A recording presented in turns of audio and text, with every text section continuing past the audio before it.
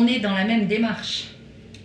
Alors simplement d'un côté, effectivement, on conditionne le versement de l'allocation. Nous, on ne conditionne pas le versement de l'allocation, on ne fixe pas un nombre d'heures, on se dit que on utilise le bénévolat ou la participation à une action collective valorisante comme un outil d'insertion contractualisé dans le contrat d'engagement réciproque.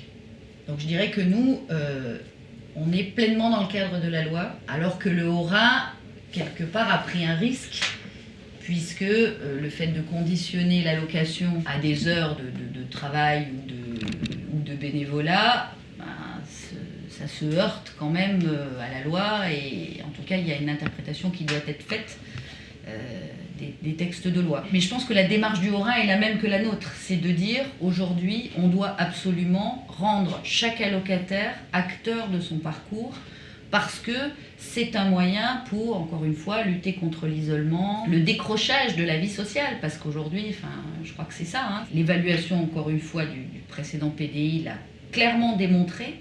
Les conditions de la réussite d'une insertion, c'est la rapidité de prise en charge de l'accompagnement.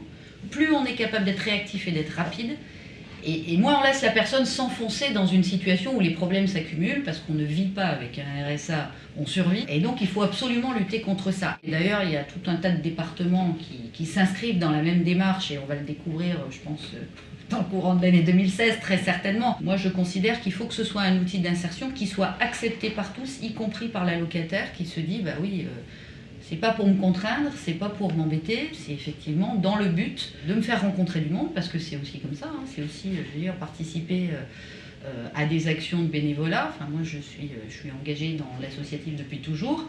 On rencontre du monde, on échange, et c'est comme ça aussi que les opportunités peuvent se présenter.